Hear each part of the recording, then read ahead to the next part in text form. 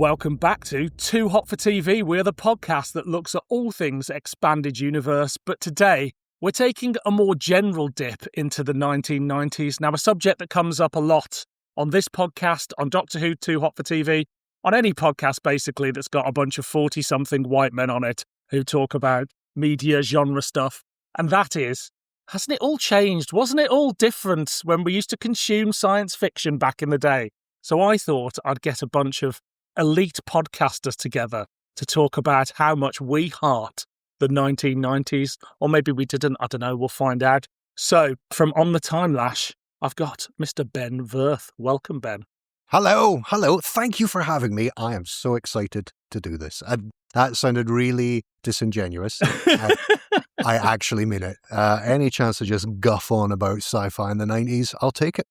Look, if it's a I Heart the 90s programme, there's a lot of disingenuous people on them. So, you know, we've ticked a box straight away. Also from On the Time Lash, we've got Mr. Mark Donaldson. Welcome. Thank you. I am welcomed.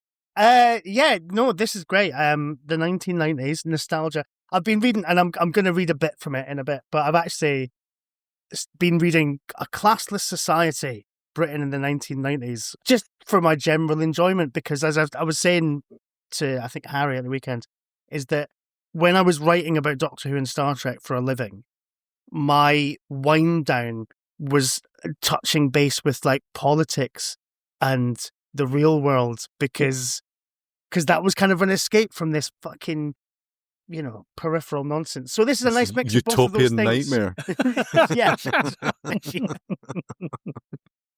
And the other voice you can hear is Richie Morgan. Richie, welcome to Too Hot for TV.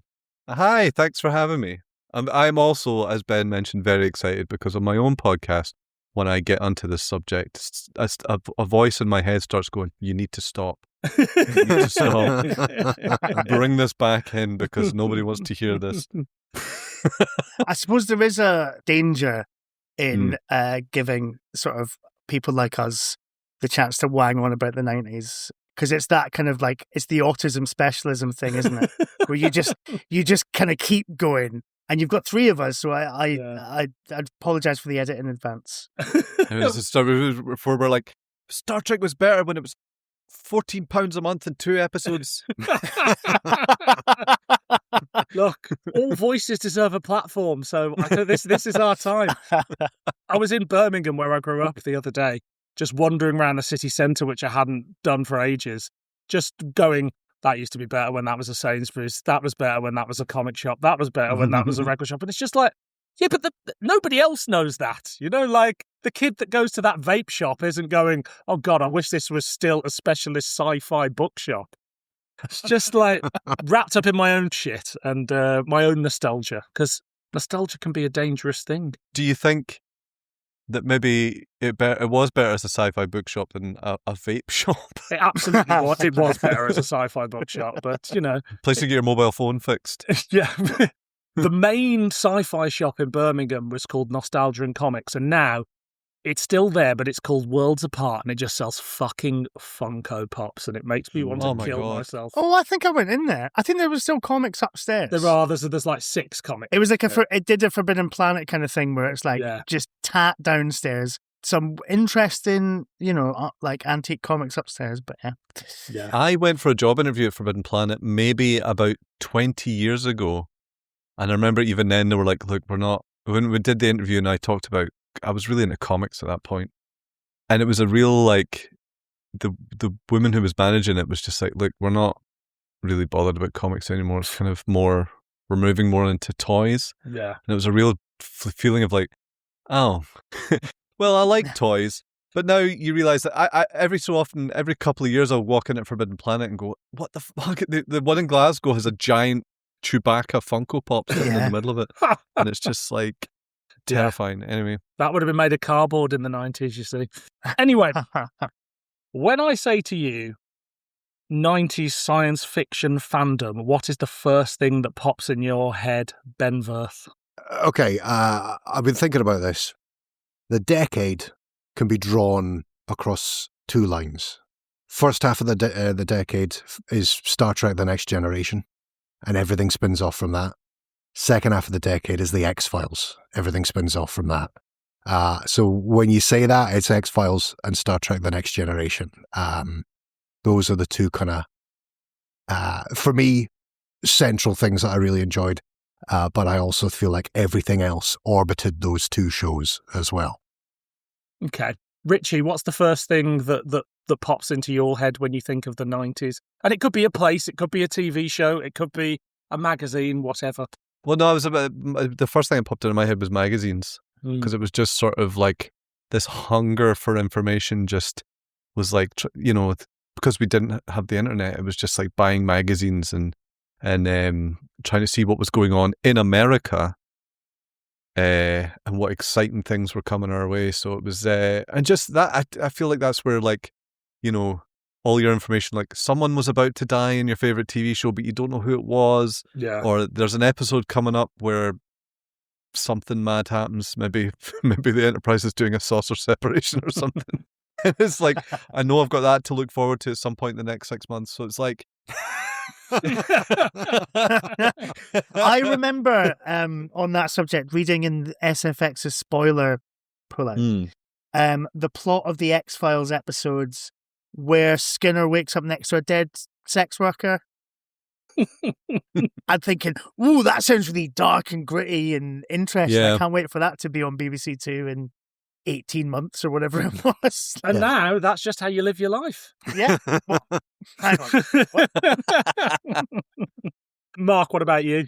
So you kind of said 90s fandom. And I think for me, 90s fandom is the Claremont Bar in Edinburgh. Because I walked in there with my friend Leo as two shy, awkward teenagers in 1997, I think. It was either sort of late 97 or no, I can't do it. Yeah, it would be, I think, late 97 or early 98 to go to the Edinburgh Doctor Who group, where everybody there was at least 20 years older than us. Apologies to anybody who might listen to this who's like, fuck off, I was in my 20s still.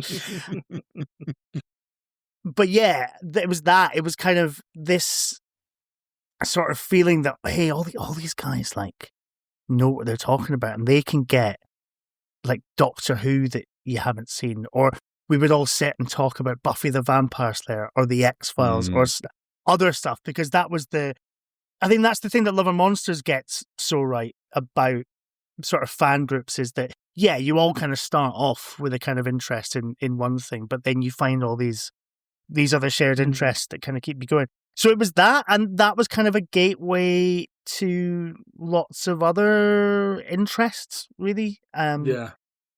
So yeah, it's that. It's kind of that kind of fan community, which ultimately, in a kind of long, circuitous route, has led me to this very podcast, talking to you lovely gentlemen. Well, it's funny, I think your point and my point specifically come together in this. Like, I feel like there was a real hunger for information. Yeah. For me, anyway, when you love stuff and it's like, there's other stuff going on, and like being able to speak to people that knew stuff, or as you're like an untapped resource for getting copies of videotapes as well. And it wasn't pre-internet, but it was I guess it was, and it wasn't even pre-message board, I suppose, but it was definitely kind of pre sort of social interaction online being a kind of, I guess, okay enough replacement for actual in-person contact. Yeah, because you'd only be online if you were lucky enough to have the internet at home. The chances are you're only on for 20 minutes a day or something. Yeah, that's a good point. So it wasn't a social platform. Sorry, I completely misunderstood the question, and I feel like I just said something. I don't think you misunderstood the question. Because it was like a word association thing. Isn't it? Yeah, but it's the first thing that comes into your head. Yeah, and you're right. Star Trek and the X-Files were probably the two biggest shows in the 90s. But that's just dry shite. I mean, like on a personal, but on a just like what Mark and Richard said, just on a personal level, just because I spent a couple of days working out a proper chronology of all my memories. Oh wow! I organized fandom for me did not start until 2003, specifically the 6th of January 2003. That's the first time I attended the Edinburgh Doctor Who group.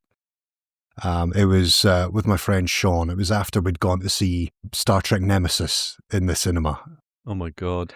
The 90s fandom for me are two people. It's my friend Sean and my dad. My dad, we were watching Star Trek The Next Generation, primarily 6 o'clock on Wednesdays. That's a lot of the decade. And there's other orbital stuff as well, because it wasn't just Star Trek then when that became popular. You had Thunderbirds and Captain Scarlet, and then there was repeats of the Avengers over on Channel 4, and there was Battlestar Galactica and Buck Rogers and all that kind of stuff. So there was all of that kind of stuff. But also my friend Sean funneling me his VHSs, or rather his brother's VHSs. That's how I got my Doctor Who fix. But the 90s, pretty solitary. My fandom is just two other people. And it's like, as Richie said, it's just a thirst for knowledge. Not necessarily to find another person. It's just to satiate yourself and fill in all the gaps. It's funny, you're like your chat about your friend. I had a friend, because I kind of got into Star Trek. It was always about, but I kind of got into Star Trek when my stepdad started asking me to tape it. For whatever reason, I don't know if he was working or what, but he was like, "Can you tape that for me?" And I would sit and watch it. And I got into it. And then my pal at school, so I guess there must have been a run of Next Gen on BBC Two, and then there was a full run again. Yeah, they ran. So I was on the second run, and my pal from school, Colin, who was like a Next Gen obsessive, I would talk to him about it at school, and then he would sort of drop tidbits about episodes. He'd be like, "Do you know there's an episode where this happens, or an episode where this happens?" And then he would bring the tapes down to my house, and we'd sit and watch them. So I watched all of it. I'm doing a full watch through the Next Gen right now, and I think it's the first time in my life I've done it in order. Yeah. Because when I got into it back then, I was like, I can't wait. I'm going to have to watch these episodes that you mentioned. So he would bring them down, and we get a chippy, and so yeah, that was a big part of it for me. I mean, that sounds magic. It does. Oh, phenomenal, Yeah. phenomenal. But there was also that thing like in the 90s of like, I don't want to go down the old cliche of, oh, if you missed it, you missed it. But you did. But also there was the thing of like, No, it was a real point of, oh my God, yeah. Sorry, keep going. but also the videotape thing. You could still get those episodes. But the problem was like, I remember like my dad and I would go to Global Video in Marchmont. And we would rent. Oh my God, I know exactly. It's a curry place. Yeah, now, I think so. Yeah, it's like a really nice. It was better in the 90s. It is actually a really nice. It's cafe. on two The last levels. time I was there. It was a wee small building on two levels. Yeah. No, were you not thinking of ABC Video, which was like the one down? It's also in Marchmont, but so you've got Global Video was on the top of and then there was ABC. I just wish to apologise to all listeners that I've mixed up. This is Marchmont very video niche shops from the Edinburgh 90s. content that I think should be excised from the podcast. Anyway, the point I was making was, but I remember because I don't know if we'd missed Star Trek Night. I don't know the chronology of this, but I don't know if we'd missed Star Trek Night or if it had come out on VHS before Star Trek Night. But I remember my dad and I on a Saturday afternoon, like my mum and my sister were away, or maybe my mum was working actually. My sister was just, you're going to have to watch this. We went and got Caretaker on VHS, so the Star Trek Voyager pilot.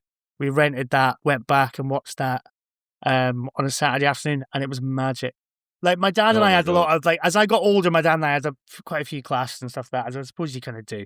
But yeah, as a kid, like it's the same as you, Ben. It was like watching Star Trek: The Next Generation with my dad, and like I distinctly remember getting ready to watch The Best of Both Worlds Part 2, and my gran being like, "Were you watching this because he used to watch it as a kid?" I'm like, "No, I'm watching it because it's brilliant. Like it's the most exciting thing on television."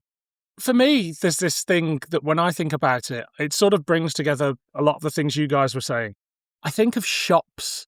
I think of like, be it specialist comic shops or HMV or sci-fi shops, and just walking into these worlds and with like £4 in your pocket or something, and not being able to consume it all, and just spending hours in there. I used to bunk off school quite a lot, sometimes by myself, and I'd just wander around these shops, and you see a video for like Moonbase 3 and go, well, what the fuck is Moonbase 3? And you're never going to buy it because there's all these other things that you want more. And then there's rows and rows of magazines. Some of them are show specific. Some of them are for like horror films and stuff you've never even heard of. And then there's fanzines at the bottom with terrible drawings on them and like stapled together. I can smell them now. And it's just that thing of like, these shops were like a gateway to that whole world of like, what am I going to buy? Like, am I going to spend £4 on 2 magazines or 1 Star Wars book or like an action figure from Batman or something like that? And it's just that these spaces that were like the gateway in. I think that's a really important point. God, fucking hell, we'd sound like such old men. It's like a 40 Yorkshireman sketch from. Listen, you're just going to have to. You're going to have I'm to. going to lean into it, but I think there's something in that in terms of, because I wonder where that comes from now. Because like I remember like when I first got into Doctor Who in the early 90s, being in John Menzies on Princess Street in Edinburgh, in upstairs where the books are, I can visualize it. The escalators to my right, and there's like a row of books, and I've got Time Warp. You're making it sound like Nightmare. Where am I? Like one of us has got a big helmet on, and you're Step having to left, negotiate John step right. Menzies. Pick up the copy of Time Warp Revelation. But I remember picking that up and staring at it for ages because it was like Sylvester McCoy as Doctor Who, and I think I must have just seen Battlefield because I've got a real memory of being really annoyed that I missed the last episode of Battlefield. I think I've talked about this one on the time lapse because my parents wanted to go to the pub because it was like a really nice summer's day, and we went to the Gilsland Hotel, which is this sort of little hotel in centre Edinburgh. It's got a big beer garden, but also crucially it had a pub, it had a bar inside because it's a hotel that had Battlefield Part 4 on the telly. And I watched Bessie drive off, leaving the sort of smoke, the flaming trails behind. And a man turned around from the bar and was like, "You can come in and watch it if you want." And I ran away. But I remember holding that copy of Time of Revelation. Go, what is this? This is amazing. And I think that kind of, and also I remember as I got older, like going to HMV on a Friday when school kicked out with my mates and looking at VHS covers and going, "This is exciting. Like, what's this? Like, what's this Doctor Who story?" Because you were into Doctor Who and you're like kind of piecing together. Well, that's a great cover. Oh, that sounds really exciting. You didn't have fan wisdom telling you it's actually bollocks, mate. Don't buy that. Like, you're piecing it all together. And I wonder where that comes from now. Like, I feel now there's this kind of it's all there, overwhelming. Isn't it? Yeah, it's all there and it's quite overwhelming. And I think there's this kind of pressure on people to kind of, well, you got to get in on the ground level. No, you fucking don't. Like, obviously, a lot of modern telly is made like that. But I think stuff like Next Gen, you know, like all the, like even Buffy, like I don't think you have to dive in episode 1. Like, you can cherry pick things. That's how we used to do it. Like, it's, you know. Yeah. Yeah, it's about, and then like, as you say, if you miss something that was gone, I had the furious phone calls to a number of times being like, "Did you, any chance you taped whatever it was I was looking for?" And be like, "No, I didn't tape it." Why not? Because you could pick up videos, but they were, if it was Star Trek, it was 2 episodes or what have you on a thing. If it was a Doctor Who, it was 1 story. But generally, it was 2 episodes of 50-minute episodes on a tape. And like the idea of owning up the whole of a series of Star Trek or something like that on video was just impossible. It was like, surely that's what millionaires do. Because it was never in any child's head that they would have a complete collection. Yeah, we like Mark said, because I used to do it with my friend Sean. Friday afternoon after school, we'd go into either HMV or Virgin, an Urban Outfitters now, so much better in the 90s. They just had, and they've wall. got the cheek to sell nostalgic 90s style t-shirts as well, that bastards. Yeah. I just wanted, so I went, last time I was in Edinburgh, I went in because the architecture of the building hasn't changed. There's still that kind of like that central stairwell down. And at the bottom of that, when it was a Virgin, that was where the kind of the big wall of all the face out Star Trek videos would be. At this time, it was DS9 and Voyager. And I went into the shop just to get that kind of, little nostalgic hit. Obviously, it's all closed now, but they looked at me like, sorry, are you in the wrong place? Because you should not be in an urban. What are you doing walking around This used to be a Virgin dreamlike state? Megastore. I bought Way of the Darmok Warrior here. right there. But that's what it was. Like, you would go in and you would read the back of these videos and you get the synopsis and you'd look at the video artwork, which especially DS9 videos, stunning artwork. But there is no point did you think you were going to have it all. You were just going to get either the first of a season or the last of a season, or if there was a two-parter or you buy a movie or something like that, it was the cherry picking. And I want to feel like this is an original thought, but I suspect, because I can hear it in Mark's voice, is the reason that fandom across the board is so toxic now is because nobody has had to work for it in terms of it's all there. You can stream it, you can do whatever you want. We used to have to go to video shops and we have to like prise open the center of SFX and read about what's happened. And, we had to go to Star Trek, the exhibition in Edinburgh in order, which essentially was just loads of spoilers because it was all stuff from episodes which hadn't been broadcast if all you had was the BBC. Odo's head in a glass case, remember that? But at which point I had not seen DS9. So I was let alone Voyager. Everybody just has it handed to them now, and it makes people so metaphorically fat and complacent. While we were lean young geeks back in the It's hard to say that like having everything available at your fingertips is worse than what we had, but it does it removes the investment. I mean, it's probably why Ian Levine thinks these AI recons are perfect, because he spent so much money on them. I said this a couple of times at the weekend when they announced that they'd got The Nightmare Begins and Devil's Planet back. And I was saying, in 2013, there was the Omni rumor where they said, there's 97, they've got them all. And I was like, if 97 missing episodes of Doctor Who dropped on the iPlayer, I wouldn't give a fuck. Because it's just like a big glut of content. Yeah. Whereas kind of oh my god, we found these two just this bits little of bit magic, these little jewels, and it's like, oh my, that's so exciting. It's like going into a shop and buying a video. You've got to choose all of them, and it's these 2 episodes you're gonna jump into. It's hard to imagine discovering something, and I think that's a big part of where our love of things come from. You got to make a kind of one-to-one connection, and you can only really make that one-to-one connection with a lot of things if you find it yourself.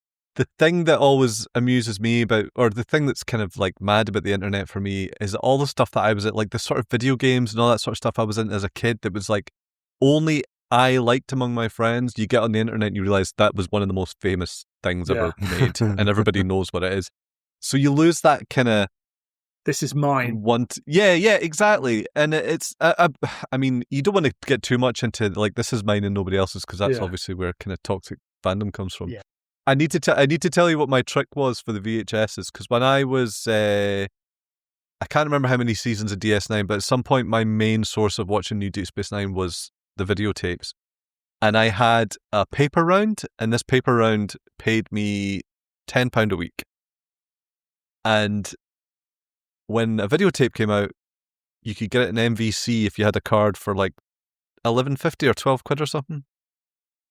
And my mum worked in the town in Livingston so I always gave her my tenner on the Monday, and I would say, I need you to go into MVC and pick up this particular volume that's just come out. I'd write it down for her, and then she would come. She was a nurse. She would come back at 9 o'clock at night, and she would hand me the tape, and it was just such a wonderful feeling. But also knowing that neither of us ever mentioned it, but also knowing she had to throw in the extra couple of quid every single time, because I was only handing her a tenner, and bless her, she always just, that's amazing. Filled out the end. I know. I remember my mum coming back with a fucking fruit box, those big boxes they put bananas and shit in. Come back with one of those full of Target novelizations, going, they were selling these down Oxfam. And I never asked how much she paid for a lot of Target books in a charity shop, because it was that thing of oh, you're really into this. I've seen this. Here's a lovely surprise thing. That's and nice. I think I think that still exists. I think there's a lot of that idea of like kind of parents handing stuff down, because ultimately I think that is kind of like Star Trek and Doctor Who particularly. I didn't find those things by myself. Those were like my dad's. Well, then Doctor Who was like my mum and my dad kind of going, we watched this as kids. Star Trek was very much like my dad was like just really like Next Generation and was like, we're watching this. A lot of my Doctor Who collection as a kid, and I had quite a big collection, was somebody else's. And my nan saw a card in Sainsbury's on the notice board going Doctor Who collection for sale. And we went down there, and this kid had gone off to university, and he said to his parents, just sell it off. And everything was 20p. So I just went back there week after week after week. Wow. And then it must have been near my birthday, and eventually my uncle went back there and bought the rest. So I just bought it. And we can't have spent more than £20 in total or something like that. And that child's name? David Tennant. Just got a memory flash there, and sorry to hijack your podcast. No, hijack away. Is my question to the other Edinburgh folks is, what was your first trip to the Edinburgh Forbidden Planet? Oh, fuck. Oh, God. It would have been when it was still on Bristol Square, but I can't remember. Yeah, that place lives in my dreams. I remember buying... Oh, actually, I think I do remember this. I think I was there with some friends from primary school, and I feel like I bought a Ren and Stimpy comic. That rings a bell. I feel like that is my earliest memory of like, I love that place because Planet. But yeah, it was such a great place. Like, I remember my dad had obviously been doing some work at the museum of the university or something on that day, because he burst in that night to tell me he called it the sci-fi shop. Because he used to have that kind of, if I can't remember exactly what the thing is, like he used to call Pete Postlethwaite Pete Entwistle, like it kind of vaguely sounded like. But he was actually right, because Forbidden Planet took over the original shop that was there, which was called the Sci-Fi Bookshop. So he was right. Okay. But when I went, it was the Forbidden Planet, and that place was just there was a point where it ceased to be the unveiling of Christmas presents or birthday presents in the house. It was always just money to go to that place, and that place was just stuffed full of Star Trek videos, Doctor Who videos, Star Trek micro machines, Star Wars micro machines down the stairs. It was wonderful books when the paperbacks, Star Trek paperbacks were out. It was there that I remember seeing the front cover of the Doctor Who novel Father Time and just being like, what is this about? The Doctor's lost his memory and he's looking after a kid. And it was just that picture on the back of the book, which is the TARDIS standing in a garden in a snowdrift. I was like, tell me all about everything. I just wanted to stand in the middle and just like the fucking, just link it up to my head in some way. It was I just remember the first time going and my mum and dad parking up, and we went in, and I was like, oh my God, how do I kiss and caress this for the rest of my life? And then it lost something when it moved to the bridges. It did lose something, yeah. It lost something. It was almost like it was too big. Yeah, I got to meet Robert Beltran and Andrew Robinson there, because they used to do signings. They used to do signings there. In fact, I didn't see her at the time, but Nichelle Nichols was there, and I think Walter Koenig as well. They haven't done signings since, at least a decade, maybe 15 years. But, that original place at Bristol Square was just, oh my God, I just want to cry thinking about it now. I shouldn't have drank red wine whilst we were recording this. I think it's quite a nice Thai restaurant now, though. So, yeah, that's what it's around about.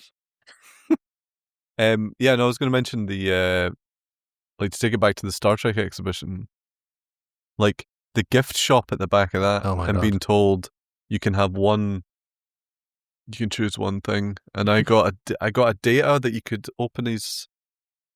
I think you could open his arm. Hang on. I don't know if you could open his head. Like it was like a little. Yeah, it was just a little data action figure. You can open his back. Oh, you've got. That's it. That's the one. Yeah, you can open his back, and you can also. Hang on. Yeah, you can open his arm as well. Wow. It was his arm. Oh my I God. didn't remember it. February to May 1995 at the City Arts Centre in Edinburgh. Is that what? Oh my God! But there's someone. Well, it was Ben that shared it ages ago. But there's someone went in with a camcorder and filmed the whole thing. Yeah, it's still on YouTube. It's on YouTube with like 50 views or something. I just sat and watched it all day. I think that came to Birmingham because I remember at certain points a Star Trek exhibition passing through, a Doctor Who exhibition passing through. It was always at the Science Museum because everybody went science fiction, same thing. From doing research on this and other things, it feels like they either start in Scotland or London and then it's whatever other cities they can take them to throughout the UK. So you will have got ones that we didn't get in Birmingham because nobody in Birmingham probably gave a shit. I know that Birmingham had the weekend that it was on, it was called the Festival of Doctor Who, Birmingham's Festival of Doctor Who. Oh, and wow. the only thing I can find out about that is that the exhibition was on, but it was a festival. But John Pertwee was there, but it was the 90s, he was everywhere. The Festival of Doctor Who. It's mad the stuff that happened that has now just disappeared into time. Like, you think everything's on the internet, it's not. Yeah. Especially for stuff like that. It's amazing. Well, yeah, I mean, as part of doing this podcast, like just finding out that there was an immersive aliens experience in the mid-90s in Glasgow. In Glasgow, Alien Wars. Yeah, and then in London, and it's just like just a bunch of tourists being menaced around like an abandoned shopping centre by somebody dressed as an alien. It's like, I remember we used to be a proper country. I never went in the end, but I remember. Do you remember Quasar in Edinburgh?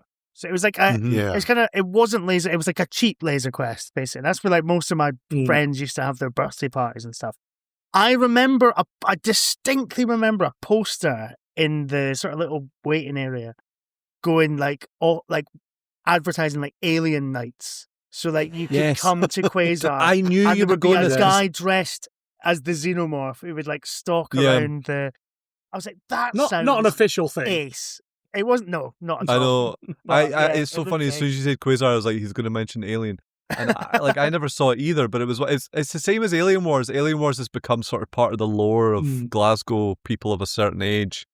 They'll all mention Alien Wars, but that's not something I ever experienced. Owen told me a story that Gav had told him about it, where halfway through Alien Wars, this woman had kind of approached the group. I was like, oh my God, thank God you're here. I was part of the last group and they've all left me behind. Can I join you? And they're like, yeah, sure. And then they're kind of walking through the corridor and then the fucking xenomorph comes out of a wall and pulls this woman through the wall. Anyway, a week later, they're all at work and saying, do you think that was an accident? Incredible. I've got one more thing on shops and then I won't say anything more about them. Okay. There was a shop in Birmingham called Reader's World, and it was, in my mind, it was the size of a school hall, but it probably wasn't. And it was this, you walk down these steps and you're in this vast hall full of magazines and books, and that's all it sold. And half of it was Doctor Who magazines and Dreamwatch and Kerrang! And then the other half was just pornography. Another sort of pornography. Let's jump a bit into magazines because, Richie, you mentioned earlier, this was like your primary source of sort of like collating information. We talked before about how the information's there now. The other day, I remembered Space Above and Beyond, and within 10 minutes, I knew all the key facts about Space Above and Beyond. Whereas a new series called Space Above and Beyond in the 90s was like a mystery. This could be the greatest show that was ever made. Would I ever get to see it? When would it be on? So it's magazines, fanzines, things like that. Like, are the key ones that you went to personally? Well, mine was Starburst and TV Zone, and I did do official Star Trek magazine as well. That was boring, wasn't it? Those. I don't know. I've got all these stories. They all come back to the same teacher, but I've got one teacher who was like, obviously had a picture painted of me. There's 3 separate stories. The first one. Hang on. Sorry, your teacher had a picture painted of you. No. Like he must have had a mental picture. He must have figured out what kind of person I was after a certain amount of time. Right. But I remember metaphorical. story number. He was. A little off the shoulder, Richie.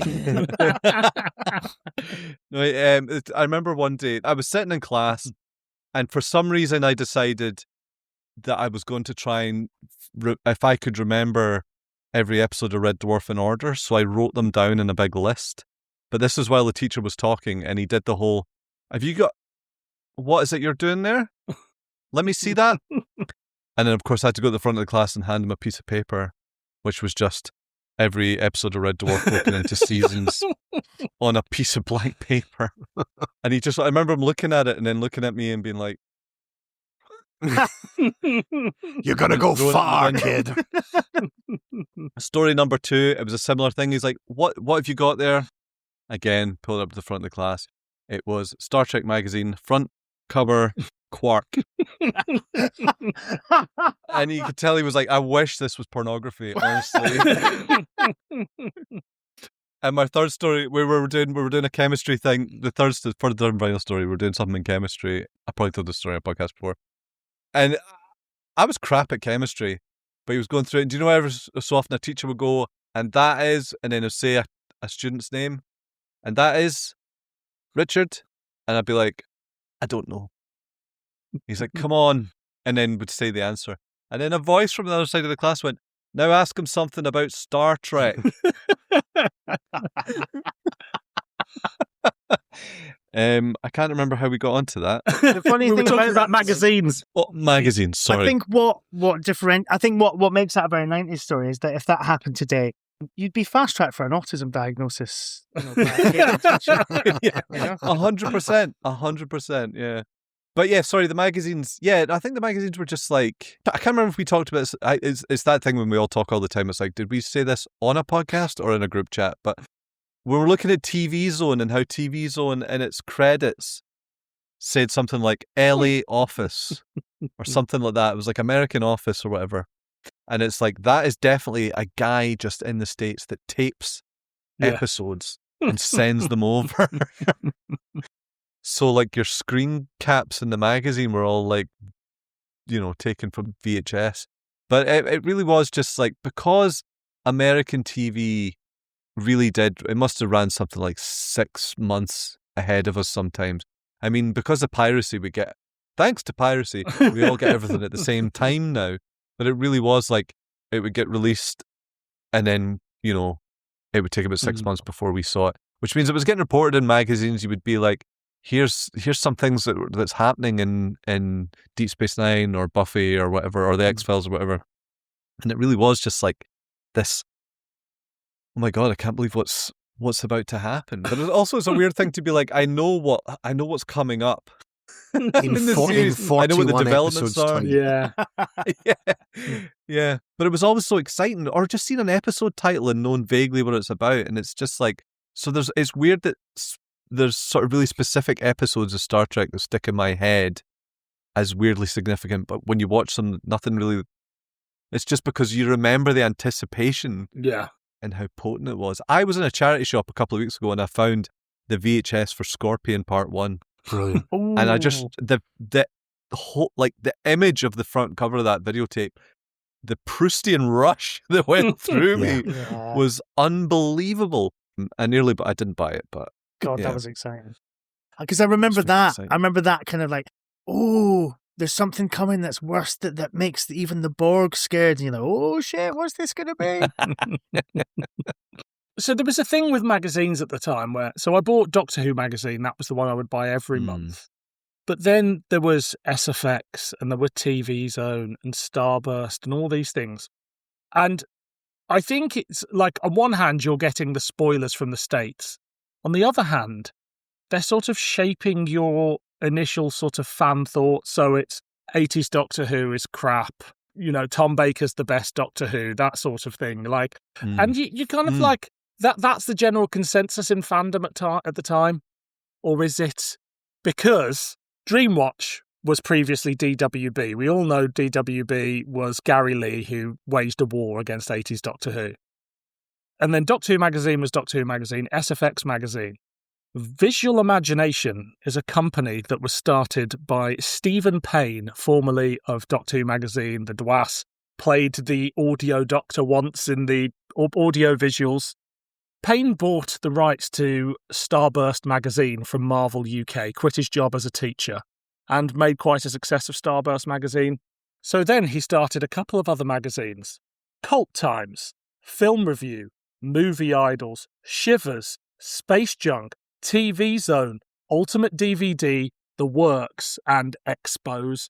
So the whole of sort of British fandom's opinions on a show was one guy running all of this. Yeah. And from sort of bits I've read online and conversations I've had with people, it was very much like, I have a narrative. And he just had these 10 platforms to basically review. Like, if you flick through those magazines, try and find a positive review or a positive letter about the Paul McGann TV movie. You can't, because it's fucking heresy to say it's any good. Well, I was going to say, are things that different now? Because, I mean, obviously, we've replaced magazines with websites. But, you've got Valnet, who own all, Comic Book Resource, Screen Rant, all these companies. And a lot of that is just churning out the same kind of Star Trek, Starfleet Academy shit, and all that kind of thing. There was a thing the other day where Giant Freaking Robot, that dreadful fucking website that nobody should read, was advertising for writers who specifically hated Starfleet Academy to write articles about it.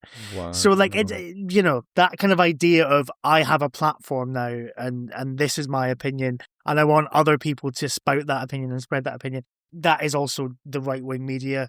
But we're not going to go into that right now. But that is how it works. Do you want to hear something incredible? Because you told me this recently, Dylan. You told me about this recently because you asked me to read you the staff from the TV Zone magazine. I really hope I'm hoping not retreading old ground here. But it made sense because when I went through the magazine, it's like, even when they're talking about other things, they have to bring Doctor Who back into it. But also, this issue of TV Zone that I've got, the Genesis of the Daleks repeat had been on and hadn't done too well, and even the magazine was like, "That's it, you can kiss goodbye at Doctor Who now. Stop coming back now." There's clearly no interest in it. If Genesis can't save us, nothing can. Exactly. But I'm not going to read the whole review, but let me read this bit of an episode of the X-Files. The episode Millennium where they bring back Lance Henriksen from his spin-off. So anyway, by the way, the reviews are you can see there's not a lot. Yeah. That's a review of an episode, right? So, X-Files, Millennium, they gave it 5 out of 10. I wonder what would have happened if Millennium had made it into the 21st century. As it is, this superhero team-up between Frank Black and Mulder and Scully is a bit of a letdown. It's reminiscent of nothing so much as Doctor Who's first team-up story, The Three Doctors, for which William Hartnell was so ill he filmed his scenes in his garage and had to lecture the other two doctors from the safety of a television screen. If I had hired the perfectly healthy Lance Henriksen as Frank Black, I'd have let him play an active role in proceeding before the climactic scene. Now, that is a significant chunk of that review devoted to talking about the three doctors. Yeah. Which is amazing. It's bizarre. It's like everybody's... I'm the same to a certain extent. Their default fandom is Doctor Who, so we can't let go of it, despite the fact that all these other things are on TV at the time. Yeah. So it doesn't matter how far away you get away from the show being cancelled. You'll go through a Dreamwatch magazine. There'll be an article on Due South, and then there'll be an article on the X-Files everywhere because... Can we not be so dismissive of Due South, please? Yeah. Come on. But somewhere in there, there'll be an article on why The Demons is fucking great, even though everything else is current. It's just no, we need to remind everybody that John Pertwee was a great Doctor Who. Well, speaking of John Pertwee and magazines, can I just read to you? So I was in Glasgow a couple of weeks ago, and I was wandering around the West End, and wandered into a charity shop, and I picked up 2 copies of Dreamwatch, a copy of DWB, all of which are from the 90s, and obviously all of which from the same people. And also a copy of Doctor Who magazine from the 80s, which isn't relevant to our purposes right now. But it was interesting. I took them up to the till. One was £2.25. One was £1. One was £1.75. And one was £3. And the woman at the till was like, they're very individually priced, aren't they? I was like, yep, somebody's been on eBay. But no, the reason I bring it up in Dreamwatch. So this is the dated July 1996, but it's actually, so it would have been published in May. So it's the first Dreamwatch after the TV movie has gone out. But crucially, it's the first Dreamwatch after John Pertwee has died. So speaking about, if you're saying it's all very reverent towards John Pertwee, the contents page lists a tribute to John Pertwee on page number 8. And the little subheading says, despite his age, many were shocked by this. Despite his age, many were shocked by the surprise news of this actor's death a week before new Doctor Who returned to BBC One. We pay tribute to Doctor Who's most flamboyant figurehead. I mean, that's just bad writing for a start. Despite his age, many were shocked by the surprise news. Hang on a minute. If you're saying he's an old cunt, of course he's dead, it's not surprise news then, is it? Just opening this up, it's an incredible little... So you've got just the kind of things that it kind of highlights. So John Pertwee tribute, obviously. Then there's coverage of the X-Files Season 3, currently showing on Sky One and coming to BBC Two this autumn. So reviews of sort of episodes that have gone out. Then a reader's survey result. Then like a big preview of kind of Star Trek's 30th anniversary and what they've got kind of planned. Then a feature on Adam Adamant Lives, because it's also celebrating its 30th anniversary.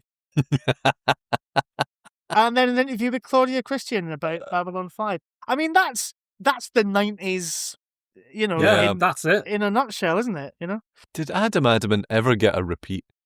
I feel like I've never seen a single episode of that. Never seen there is only all 3 about of them, it. isn't there? No, there's loads of them.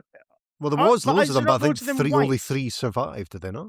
No, I've got a whole box set of them down there. Oh, right, okay. Because there's a bunch of missing ones. Stick them on. Let's stop the podcast. I remember getting a DVD from Colin Young, the Nice. perennial man who would hook you up at the Edinburgh Doctor Who group. And I just remember him giving me like a big fucking videotape of Adam Adamant Lives, and he going, "That's it." And I think there was only 3 episodes. Maybe they've discovered more, or there probably was at the time. But I remember really enjoying it. Yeah, It is great. I've got no urge to rewatch it, but I remember watching it and thinking, "Oh, this is bloody good." But life's too short to watch Adam Adamant twice. I mean, I go back to my original statement. There's not that much. It wouldn't take that long. I think it's interesting. It's funny because the first time you had me on the podcast, I think we talked about my journey into sort of liking Doctor Who, and it was the magazines for me. Because in the 90s, I was just as a kid and a teenager, I was obsessed with television just in general. I wanted to know everything that was going on in science fiction television, obviously not other stuff, but so the way that these magazines talked about Doctor Who, to me, it was just this constant being constantly fed this legend of television. So it was it all sort of soaked into me, and eventually I was like, I have to see this. But it was weird. But at the same time, yeah, you're right. It was also every adult you spoke to was like, "Oh yeah, we used to watch that. It wasn't very good." Yeah. What was everyone's first Doctor Who magazine? I can tell you this. It was the one. It's got Peter Davison on the cover, and I think it's like a promo shot from the Visitation or something like that, where he's just in a wood by the TARDIS. And inside it had the comic strip. It was like a one-off. It was like that gap between the end of Ground Zero and Endgame. So you've ended the 7th Doctor era in the comics. You're about to start the 8th Doctor era. And it was this kind of one-off strip about what it was to be a fan and be a creative. And I didn't really appreciate it at the time. And then I read it again a couple of years ago, and I was like, what a lovely piece of work that is. I think I talked about it on Jim Allenby's podcast. But yeah, that was I can't remember what the number is, but yeah, that was my first Doctor Who magazine. Mine was the Doctor Who 25th anniversary special magazine, which was I'd not long got into the show, and it was this red sort of almost like Target bullseye type thing, but with pictures of all the Doctors in colour. And it was the first time I'd ever seen a picture of Colin Baker and thought, he looks fucking cool. That was my main takeaway But from not the last. Ben, what about you? I've got the exact date here. My first Doctor Who magazine was in May 2002. And it was, it had a Sontaran on the front with little pearl earrings like Anne Robinson. And the main chunk of inside was Gary Gillett's essay on why Doctor Who is a quiz show. They're all, like, it's obvious, it is that point where they're probably running out of steam in terms of, like, the show has been off air since 1989. Yeah. How do we keep this alive? It was a very thin little edition, but it was just before Doctor Who starts going back up again and leads to the new series. But I just remember getting that and loving the unchecked sense of humor, because you're right. Like, I also got Star Trek magazine and loved it, but it was so po-faced. Yeah. Doctor Who magazine had personality because nobody was looking at it. Nobody was checking it. They were just... Definitely. And I was just like, "Fuck! This is my kind of people reading and writing this." You know, that was the mark of a good magazine when they had, like, when every photo had a funny caption. Yeah. Yes. It was. Yeah. Exactly. Yeah. I used to love reading. You don't those. get funny captions anymore, really, do you?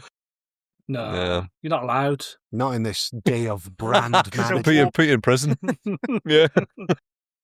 You were talking there, Richie, about the sort of legend of Doctor Who and learning it from magazines and things like that.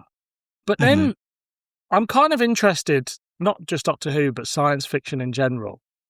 How was it perceived outside of fandom? Because you've got the legend of this, that, and the other, but, like, what was people's teachers, moms and dads, like, what did the normal kids at school, like, what did everybody think of science fiction and being into it?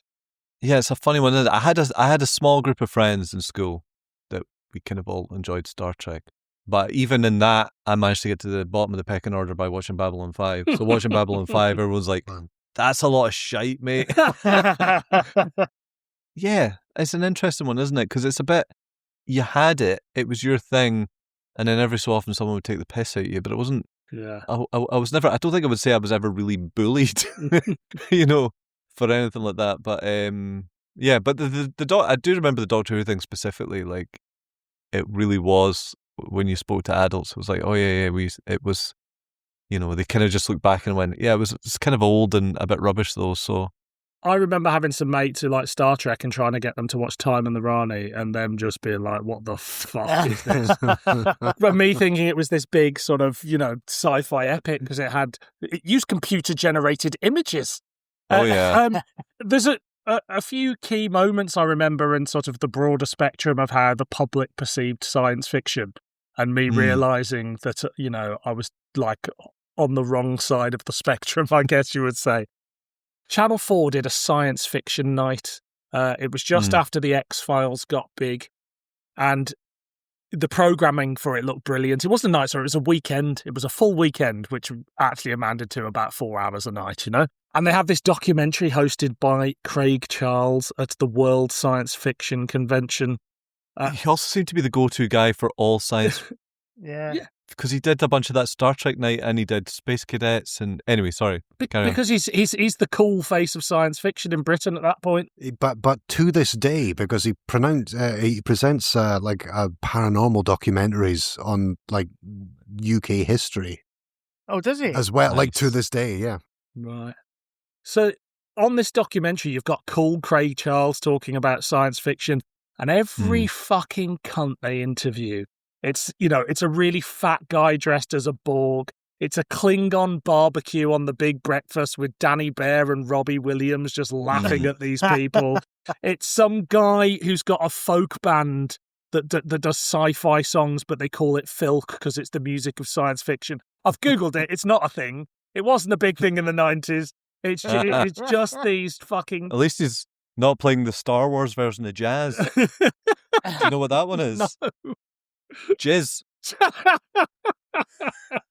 That's a real thing. You could look that up on the Star Wars wiki. I'm not Googling jizz. Well, not for the third time today. Not again. Yeah, in Jabba's palace, that's what they're playing. Jizz music. I mean, Jabba's palace already sounds like a euphemism, doesn't it? I mean, Jabba's palace fucking reeks of gin. I imagine. Yeah. And it's also because of the X-Files, not the jizz. The next thing they show on this sci-fi night is just a documentary about UFO hunters, because people who like Star Trek and Babylon 5 are also UFO hunters. That is the link. That was huge, though, at that point, like, in the 90s. I remember, as much as being interested in Star Trek and the X-Files and stuff like that, I was also, like, watching, like, fucking Scotland Today doing a report about, like, alien abductions in Bonnyrigg. I'll tell you exactly when that happened. It happened in 1995. It was the closing months of 1995. And this is where everything changes from just being Jerry Anderson and Gene Roddenberry and George Lucas. Oh, I thought you were talking about the Falkirk Triangle for a minute. No. The sudden interest going from, as I said at the start of this, going from just absorbing Star Trek-esque science fiction to wanting some sort of real conspiratorial element with your science fiction is the Roswell UFO autopsy Yes. video. Yeah. Oh my God, yes. That is one of the benchmarks of sci-fi in the 90s and how people perceive it and how people absorb it, that kind of thing. X-Files made it possible. X-Files is such a defining it still is. I would argue that a lot of the just insanity that comes with conspiracy theories comes from people who grew up on the X-Files. But with the X-Files comes the Roswell as a UFO story was not a household name before this. But 1995 in America, they released a video presented by Jonathan Frakes called Fact or Fiction Alien Autopsy. But then they took elements of it and tried to give it like an intellectual makeup on Channel 4. I think part of this Weekender, the Dispatches strand that Channel 4 had, it was just called The Roswell Incident. And it was, I think, as defining a sci-fi moment as Ghostwatch was on television. Okay. And then after that, it was just floodgates opened. If you like sci-fi, you believed that cows were getting beamed up every night and eye sockets coming out and all that. And I would also say the Louis Theroux Weird Weekends, where he goes, he spends some time with people who regularly have cattle mutilations on their ranch. Those two moments. Yeah, you're right. The 90s was big for alien abduction stuff. 1995, X-Files, and then that video. Then, like, there's sort of 50s B-movie nostalgia as well going on. And because all that mixed together. When Star Trek The Next Generation was off, they would regularly do B-movies. Invaders from Mars. Fucking, what's that one? Robert Wise directed it. Keanu Reeves did the... Oh, Day the Earth Stood Still. Yeah, that one kind of... Earth versus the Flying Saucers, all that kind of stuff. That was on in that Wednesday, 6 o'clock. BBC Two space. Yeah. And you take what you could get. Again, it was like, okay, Star Trek's not on, the Avengers is not on, Jerry Anderson's not on, whatever, as long as it's in that sci-fi slot. Yeah, that old War of the Worlds film, I feel like, I don't know how many times, I feel like that was on TV all the time. Yeah. That's great. It's great. And Doctor Who and the Daleks, Channel 4, constantly playing every it. bank holiday. Yeah. I feel like the X-Files was a real turning point in terms of, like, cool people like this stuff now. Like, you know, when you've got, like, Gillian Anderson on the front of FHM and all that shit, it's like... It played on people's real-life fears that someone, something, some big thing was trying to take advantage of them. And then also, it was really sexy. I mean, the show itself was not sexy, but the promotion around it was sexy. Yeah. That sort of makes science fiction mainstream and cool, which it hadn't been in Britain probably since the 70s. Not that science fiction was particularly sexy in the 70s, but you're right, it hit that time of the lad mags where David Duchovny could be in there in an Armani suit and everybody going, look cool, and she could be on the cover in a bra and everybody go, oh my god, science fiction's really sexy now. In a way that just didn't quite happen in the past. And it starts that rehabilitation, doesn't it, that leads to, you know, arguably like Buffy and then the superhero stuff and things like that. American science fiction being cool and sexy and something that anybody can get into and not just for nerds. Well, SFX used to have, as well as the much fabled central spoiler pages that you had to cut open. It used to give away art cards, which you thought as a kind of sci-fi collector you were getting something valuable. But what you were getting are pictures of Gillian Anderson or Lucy Lawless or Jerry Ryan in some kind of spicy dress. Oh God, I had an Alison Hannigan on my... Yeah. I don't know what magazine that came out of, but yeah, I know exactly what you're talking Sarah about. Michelle Gellar suddenly with very short skirts on, now that we're kind of talking. stuff. Those were art cards. A slutty 7 of 9. Yeah. I feel like the 90s for me transitions from Doctor Who magazine, Dreamwatch, and then it's like, there's those kind of times where you go, oh, FHM's got Sarah Michelle Gellar on it this month. I'm really into, but I should buy that for the interview. Better be a good fan and buy that magazine. Yeah. And of course, Channel 5 brought us the Red Shoe Diaries, which had David Duchovny. So it's And a lot of the cast of Star Trek Enterprise were in that as well. I didn't know that. What's the boy that plays Malcolm Reed? He was in a good few of those as well. Oh, fuck. Oh, Jesus. Oof. This is an audio medium, so nobody saw Richie's face. It's appalled face there. Thinking of Malcolm Reed's vinegar face. This sort of leads nicely into television, because we've talked a little bit about like those repeat slots on Channel 4 and BBC Two showing Star Trek and things. Towards the later part of the 90s, things open up a bit more, because I don't know about you guys, but in the early 90s, the thought of having Sky or cable television was just not something that would happen in our house. But at some point in the late 90s, it did. And then you were opened up to the world of the Sci-Fi Channel, which sounded magical. Wasn't that magical? The idea of a whole channel dedicated to sci-fi was just so exciting. And then you saw what was on it and you were just like, oh. Yeah. But things like UK Gold, even things like Bravo would show like movies like Tank Girl and things like that. And for me, that was all the stuff that you saw in the magazines or in the shops that you were like, I am never going to put any of my hard-earned, I say hard-earned, I was 10. I put any of my pocket money or birthday money into any of these things, but I've always wanted to see it.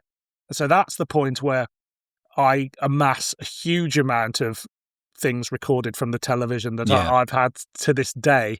Like I've got it all digitized of like just trying to get into these different shows and these different cultures. So I'm wondering if you guys have got like particular keystones or certain shows or channels or things like that that made an impact.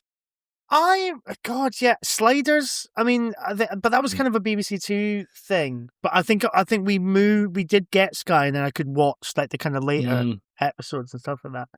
That weren't, because there was a one where they tried to do like a Species style episode quite late on when Carrie Woorer came in, and because it got a bit sexier, and that was like quite uncomfortable watching it with your parents. But I remember that so Sliders, watching that on Sky. I also remember. Does anybody remember Early Edition?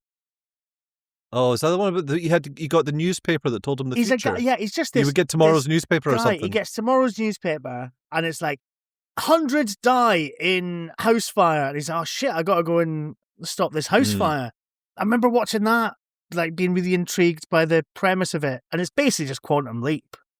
It's just a different version of Quantum Leap. I remember that. I'm trying to think of the stuff that isn't just X-Files, Buffy, Star Trek. I think what you're trying to say is like a big thing that we've lost is like exploration and discovery. And for me, like, so I have this very specific memory for me is having like a black and white TV in my room.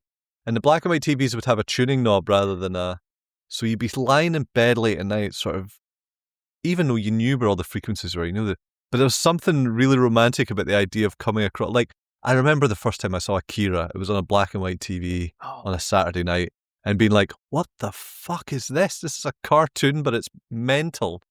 Or just like, things like that, or like, or like late at night, you know how it was when you lived in Scotland? You know how when you lived in Scotland, Dylan, a problem that we had as Scottish science fiction fans is that you would turn on the TV expecting to watch your favourite TV show, and it would actually be children's Gaelic entertainment. Dr. Man. Right. Yeah, or Dianish. I think it was Dianish. yeah. And so it would just be like, yeah, you're not getting that. England is sitting watching a great episode of Deep Space Nine right now, but you're stuck with whatever this is. There was a boy with a beard and a parrot, and he would just talk to the parrot in Gaelic, and that would be 45 minutes of your time wasted. And were you talking about Dotterman? No, Janish used to do that as well. Yeah. Do the theme tune to Danish, is it on Corin? What's that song? The one that's like Encore of Yeah. Oh, maybe I'm thinking of something. So anyway, different, but then you would get like at 11 o'clock, you would get like Deep Space Nine would be on BBC Two, but you wouldn't know it was on, and you'd be turning through your channels. I'm like, oh my God. And I remember seeing that the episode where O'Brien is like arrested. It was the Worf. It was two. It was the Worf trial one where there's an episode of Deep Space Nine where Worf's on trial. Yeah. It's such a. There's some about going through your TV late at night and coming across something and being like, fucking yes, that's me settling in and just like having a great time. And it's just like everything. I'm trying not to sound too old man here, but with everything being on demand, but also our time is just so compartmentalized into our phone and all this other stuff. It just doesn't feel like there's any time to just sit and go through. Yeah. You know, because that's how I got into Farscape. That's how I got into fucking Lex for my sins. And things like that. It was just like coming across it and being like, oh, what's this? I'm going to sit back and watch this. Eventually, Space and Above and Beyond did come on Channel 4 very late at night. And I finally discovered what it was. But also things like The Twilight Zone. So that was something that was on the Sci-Fi Channel regularly. That was just like, oh, I'd never think to watch this. And then other times, you know, it's some trashy movie with Christopher Lee in or something like that, and they're going to repeat 5 times throughout the week.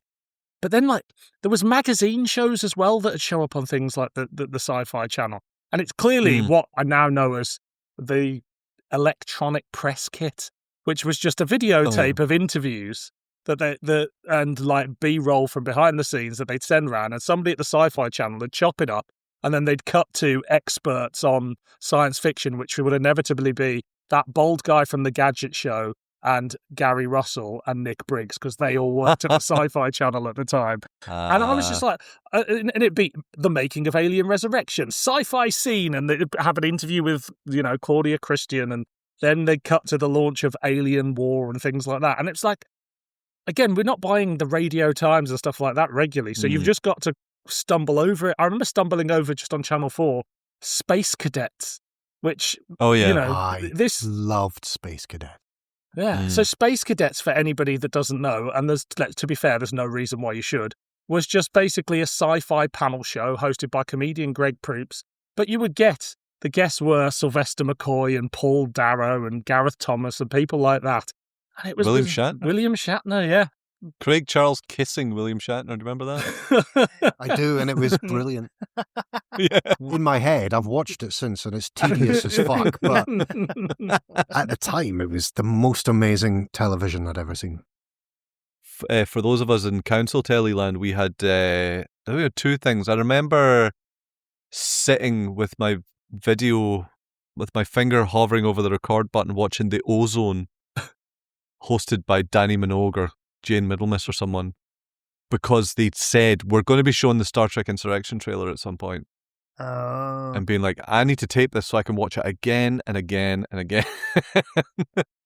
And movies, games and videos, that was the other one. Movies, games and videos. Yeah, that thing of taping stuff off the telly. Like, I remember when they announced, was this the 90s when they announced that they'd found the lion, the episode from the Crusades? 1999. Was that still? Yeah. Yeah, okay. So, because I remember that being, it's going to be on the National Lotteries, like a big Doctor Who thing taking place, and you'd be, poised to kind of record it. Because you wanted to document all this stuff, because I guess, and this carried on into the first Eccleston series. Yeah. Was this idea that, you know, we'd grown up at a time where we didn't have all of Doctor Who to hand, and you had to kind of piece it together. So yeah, there was like a real thing of like kind of like taping bits and pieces and Yeah. Do you remember when the National Lottery, they got the cast of Star Trek The Next Generation? And they showed they'd come hot foot from the Leicester Square premiere of Star Trek First Contact. And they showed a bit of the battle. So you got to see the Enterprise coming in to save the Defiant from the Defiant. Oh, holy shit! And then they all walked out. And phenomenal. I think Patrick Stewart just pressed a button, and then they all filed out again. They didn't say a fucking word. There's nothing. But it was. Did you not even go engage and then push the button? I think that was. Sorry, that would have been an extra 500 quid. I think that was the first moment that I saw. Oh my god, the Defiant is in Star Trek First Contact. This, I just, Do you know, it's funny, there's a clip going about of, or I saw a clip the other day, I sent it to Leah because we were watching Next Gen, but it was, someone cut all the times Patrick Stewart on SNL said salt and pepper. It's just Patrick Stewart going, salt and pepper. But I sent it to Leah and she was like, oh my God, he presented Saturday Night Live. And I was like, you have no idea how powerful Patrick Stewart was in the 90s. Yeah. Also, the world's sexiest man, I'm sure at one point. Yeah, he was. Yeah, and still is in my book. So. I remember the one time I was allowed to be late for school was my mum let me stay because just as I was about to leave, they were like, and coming up at 8:30, we've got an exclusive look at the new Doctor Who, which was the TV movie. And maybe I've been a complete cunt the night before, or maybe it was the one night I wasn't, but she was like, go on, you can stay and watch that, and then you can go to school. Yeah, hearing something like that's coming up, and then just having to sit for ages, like, is this it? Is this it? When fucking Russell Grant doing star signs or something like that. Uri Geller's come on to fix your watch.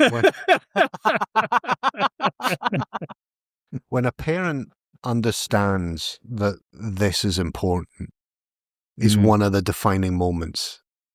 Like being allowed, like a parent telling you, fuck school, hang on and watch this, is, I don't think they as a parent understand what a defining memory that is for the rest of your life. Like, but a lot of my fandom is the moments where my mum and dad understand and do the thing.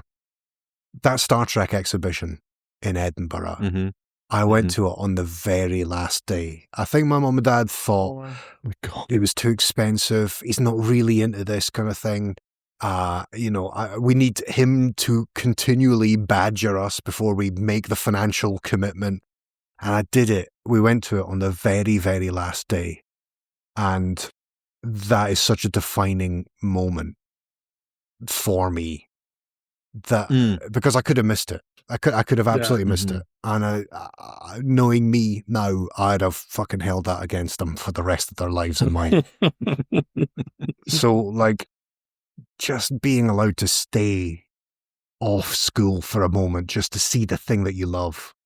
That's, those are those valuable moments, which I go back to the thing I said earlier. Nobody who hates Starfleet Academy has that as part of their emotional or fan makeup. You're right. Those memories are so vivid. Like, I remember my stepdad pulling me out of bed, like quite late at night. Oh, fuck. And sitting me down in the living room. Sit me down in the living room and going, watch this. And it was The Thing. We watched The Thing on a fucking 14-inch colour TV. Wow. Amazing. And it was, it's just one of those things that just stick in your head. Yeah. It's sitting watching a film, but also it's such a potent memory. Yeah. I remember my dad saying, you need to watch this film. It was RoboCop, but the main thing was, he was like, there's a guy who falls into acid and then is hit by a car and explodes. And fucking ITV cut it out. Oh, of course it did. Yeah. My first memory of RoboCop was my mum's friend had 3 kids that were older than me. And at one point they ran a video shop. And when my mum was hanging out with her friend, I'd sit through the back of the video shop with the kids. And they just made me watch horrendous stuff like RoboCop. Like the full uncut version of RoboCop on video. But I mean, when you're a kid, it's just funny. But like, I remember watching it on TV years later, and I'd be like, "What happened to the man that explodes when he's?" I remember my mum being like, "How do you know about that? No, tell me how you know about that." My parents were quite terrible when it came to showing me things like that I shouldn't. And it was fine when it was things like Terminator and Aliens, but I've got a distinct memory of just being sat in the living room watching Midnight Express with my parents at about 9 years old and go, what's happening to him? It's like, he's been very naughty. It's just like, this is not okay. Because I think there's a thing, for me, like, although there's an element of scariness, there's no difference as a 9-year-old being scared by the Curse of Fenric versus, say, the xenomorphs in Aliens or something like that. I mean, the law says there is, but it's an equal amount of scariness. But perhaps seeing Midnight Express was bad parenting. all that stuff was, yeah, we watched a lot of stuff that got at the video shop, and it was always funny because it was like Terminator and Highlander are two examples that I remember. It's like, you've watched a lot of like Highlander, you see boys get their head cut off, and Terminator's got what it's got, and then like a very tastefully shot sex scene. Right? Are you sure this is all right? Like mum immediately piping up, like, come on now, which is very funny. Yeah, I remember renting out again at about 10, 11 years old, my dad taking us to the video shop and thinking, Army of Darkness, this seems like a good film for the family to watch. And then we realised it was part of a trilogy, and we went back to the video shop, spoke to the same guy who was a Doctor Who fan and a Star Trek fan who used to get all sorts of stuff in. And he said, we really enjoyed that. Should we get out the other two? Went, no, the first two aren't suitable for kids. Like, it's because the third one's funny. The third one is much more that kind of Sam Raimi, Looney Tunes kind of slapstick, I think. But yeah, would I show a kid Evil Dead? Probably not. But, I mean, this is, again, just sort of parents doing, about the law. I remember going to see Star Trek First Contact with my dad, and I wasn't yet 12, and it was a 12. I think I was like, I think I would turn 12 like a week later, right. And I wasn't willing to wait. I had to see Star Trek First Contact. Even though I think I could have got like a birthday trip to the cinema out of it, I was like, no, fuck that. I want to watch Star Trek First Contact right now. But that was, fine, but it'll be all right. And we go up, and he's like, he gets fucking para, and he's like, go and stand over there. So stand over there by the ice cream, by the fucking pick and mix, and I'll get the tickets. And so he's just like, 2 tickets, please. Star Trek First Contact. But there's nothing in that's, but again, it's weirdly sexual. That's the stuff that I remember being most uncomfortable with. It's the Borg Queen blowing on Data's little skin flap. Yeah, I remember seeing that with my mum and being like, I loved the rest of the film, but that moment I just wanted the seat to flap up and I could just disappear down into it. And it is not I think we're all 4 red-blooded adult men. I think but at that moment as a child, it was, the other interesting thing about that is we went to see it on the weekend because my dad had gone to his pigeon fancier convention in Blackpool. So that's, I just laugh at that. It's like, of course, my dad is just obsessed, but with a different sort of thing. But he does everything I do, but it's pigeons rather than Star Trek. Oh yeah. It's my dad. My dad, like he likes his Star Trek and he likes his Doctor Who, but he's not like that's not his thing. Football's his thing. And like a few years ago, I think maybe the first Hooverville I did with you guys, and I was like, oh, right, yeah, this is my away day, isn't it? Yeah. This is me getting on a coach with the lads and getting the World Cup, mate. That's you at the World Cup. Yeah. You got to take a flight, you got a big foam hand that says... No, that was Star Fury, because it's incredibly extortionate and deeply, deeply corrupt. Yeah. You can edit that or keep that in, Dylan, or leave that. That's the Copa America, is what you've... So, while we're on conventions, were you people that went to conventions when you were younger? No, I don't think actually now. Not conventions. I think I must have been to a couple of the Doctor Who group events, which just used to be like they would get an actor to come into the pub and sit in the function room upstairs at the Claremont. So that would be like Michael Keating, and it was mostly Blake Seven, I think, in the 90s, and then they started getting some Doctor Who actors. But yeah, I wasn't going to. I remember going to. There was like an event at the Traverse Theatre in Edinburgh that it was like a weird little tiny Doctor Who exhibition, and that I feel like was just merch, which can't be right. But and it was like that Alien Attack thing. There was like some actors who came out and got exterminated by a Dalek. I mean, that sounds very. It was raising money. Because I was like, I think I'm going insane because nobody remembers this. And I looked into it last year when I was unemployed for 6 months and trying to research a book that I have continued not to have written. But I was like, well, now that I've got access to like a newspaper archive, I'm gonna track this fucking thing down. I know it existed, and I basically found out that yes, it did happen. I wasn't going mad, but it was like a fundraiser. It was like a fundraising thing for like cancer research or something, which explains why it was a tiny exhibition. It was clearly somebody going, I'm gonna just put my Doctor Who collection on display. We've got a full-size Dalek and some mates of ours can get exterminated, and that'll be like a fun Doctor Who family fundraising day. So yeah, I remember that's the thing I most kind of remember from that kind of period. And obviously the Star Trek exhibition, but that wasn't really a convention. But I used to go, there was a regular Doctor Who convention called Panopticon, which if you've heard Doctor Who 2 Hot for TV, you probably will have heard me talk about before. It happened in Coventry the week after my birthday, so that was my birthday present every year. Got to go to these conventions anyway, have a great time, meet the stars, blah, blah, blah. I'm not going to talk about how great it was, whatever. I was 14. Probably didn't make the best use of my time there anyway. But the thing that fascinates me, and I remember seeing them at the time, and I had a little flick through some magazines before this, is the small conventions that I never went to around the UK for other shows. Because now we live in a world where if somebody decides they want to get the entire cast of Aliens or Next Generation together at some supercon in Liverpool or Manchester or London, they'll do it because they know people will pay for it. But at the time, that wasn't an industry.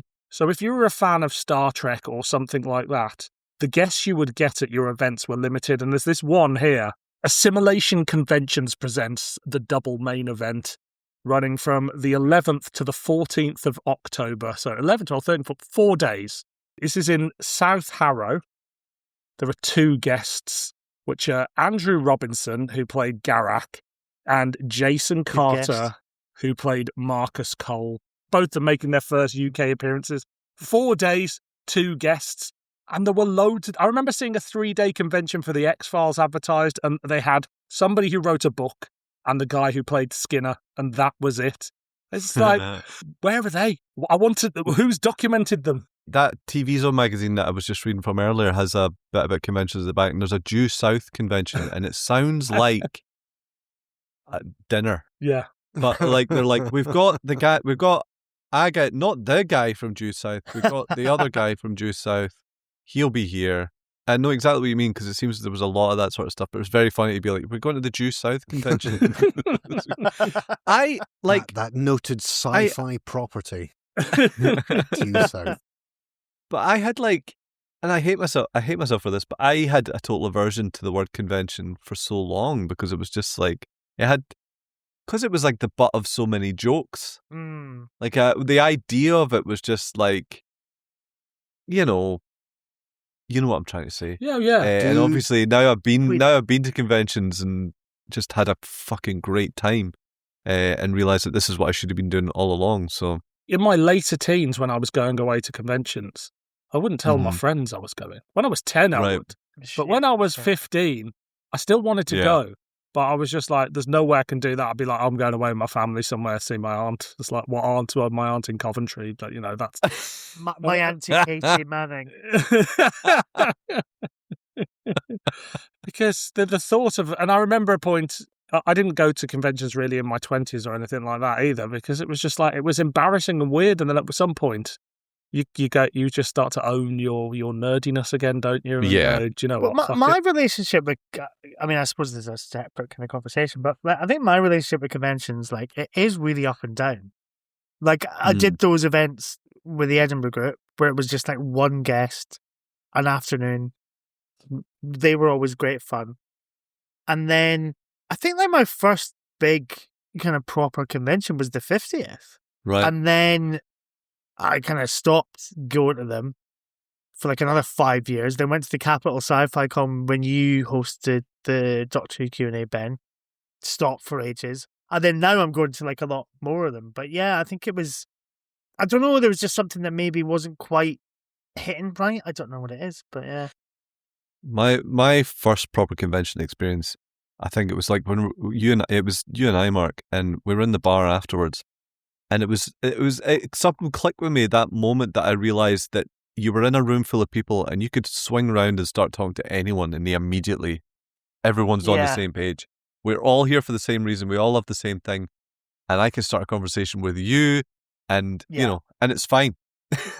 There's a weird moment where you leave a convention and you're on a train and there's a few Doctor Who nerds, and then they start to, or whatever nerds, and then they start to dissipate.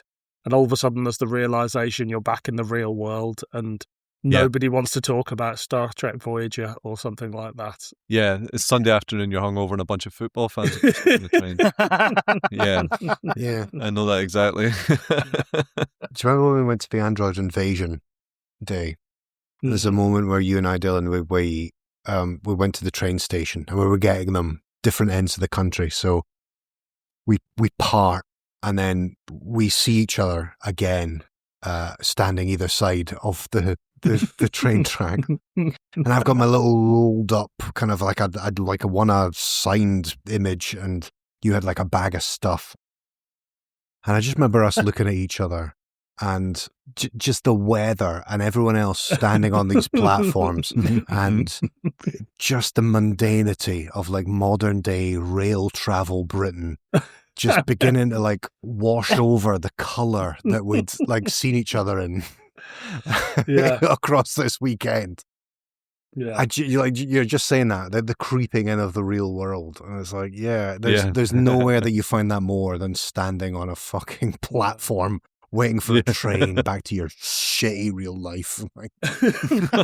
I had one where I left a Hooverville and the plastic bag that I'd had the stuff that I'd bought in split, and just DVDs scattered down the tracks. Probably caused a train crash later in the day, who knows. And I was so hungover, and some guy went, "Oh mate, you've dropped your DVDs," and I just had to go, "Fuck it, and just get on that." Yeah, because I feel too ashamed to ask a guy to pick it. You don't want anyone on the platform being like, "What's Myth Makers?" Yeah, because it wasn't even something, because like this was recordings of old Hooverville conventions with the most photocopied covers, like An Afternoon with Terence Dix. Now, no slight, thank you very much to Steve Hatcher and whoever else for recording those things, but the thought of having to call someone from Great Western Railway or whatever it is to stop the trains, go down onto the platform and hand them to me.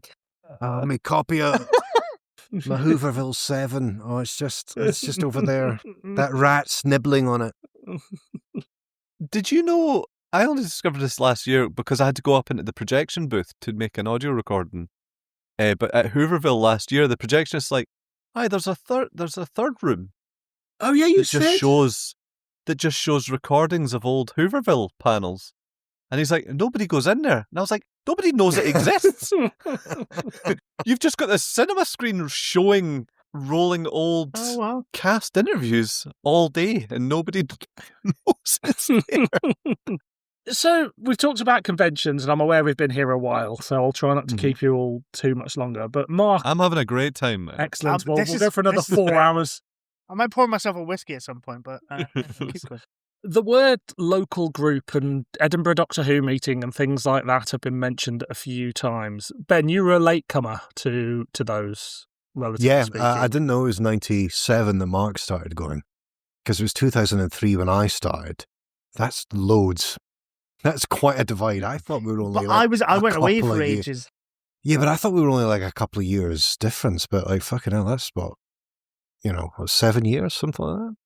I think it must have been, it wasn't long after Tom Baker did his signing tour, which was what, 97, late 97, I think. I don't know. See, yeah. a lot of the stuff that you and Richie are saying, I feel like I am, I'm quite behind of, because the 90s was very solo. It's the 2000s where I start like engaging in conventions and going to local groups and all that kind of stuff. So hearing these stories, it feels like, I know I'm probably older than both of you, but like it feels like you're from a generation above me in the way that you're talking in terms of fandom. It's interesting you say that, because I still think of the 90s as quite a solo experience. The people I knew were my brother, my dad, and my mate Nigel. And that was it. Like, going to those cons, those are the people I spoke to. Because most of the people at those cons had been going to cons for 10 years and were in their mid-20s and stuff, and they didn't want to hang out with a 13-year-old. Well, some of them did. But like, so in a weird way, that was the 2 days a year or whatever where it was like, I'm around other nerdy people, even if you didn't really speak to them. Whereas now it's much more sociable. Even the group I went to, which would show just episodes, like they'd have an episode of Star Trek sent over from the States. They'd have an old episode of Ace of Wands. They'd show an episode of Doctor Who. It was just a mismatch. Just sit in the room and watch it. Like, I said hello, but I didn't really speak to people. And it was just an excuse for my dad to sit in the pub downstairs for 2 hours while I watched some shoddy old science fiction. It's like, I don't think of those times as particularly sociable. Now, because of podcasting, we've got this amazing group of friends that has all happened just through going to science fiction conventions.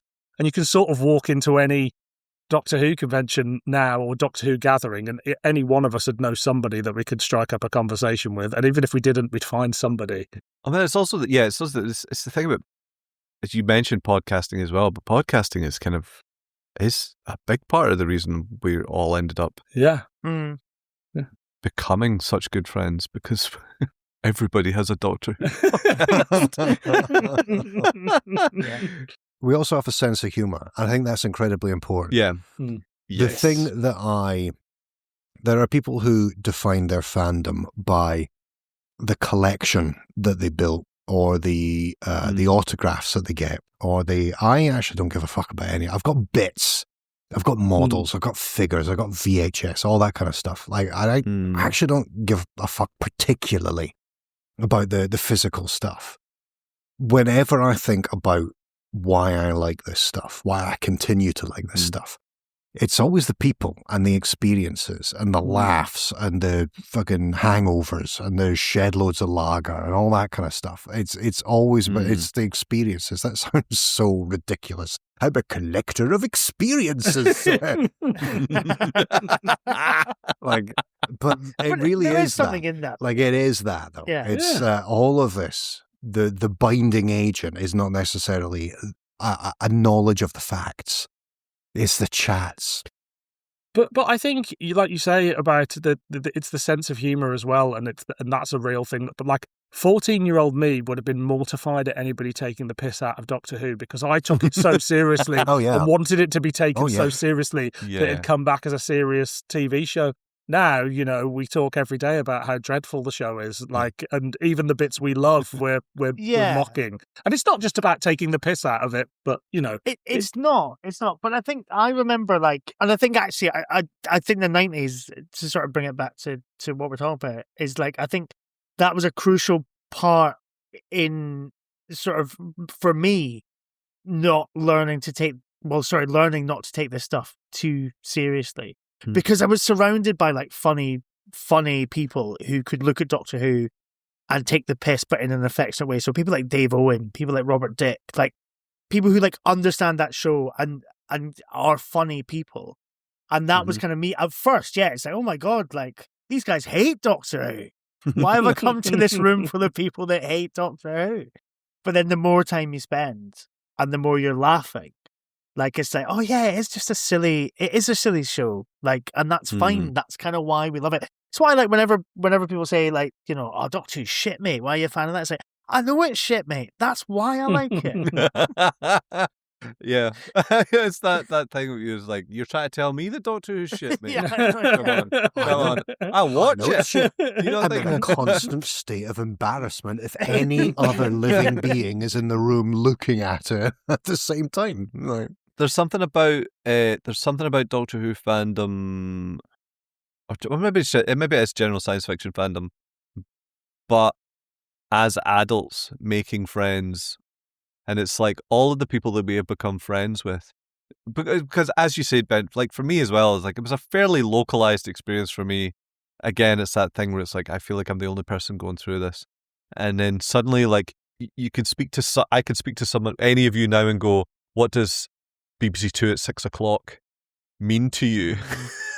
And you're like, it means it is absolutely formed who I was as a person. Yeah, God. You know, and it's like we all had those. It's funny that we were all kind of having these same experiences in the 90s, but we weren't sharing them, and then we just and I think that's quite special. There's a really interesting thing, I think, like in kind of bridging a gap as well with like people who are like older than you. So like I remember I went back into Doctor Who fandom in 2003 because like the show's coming back.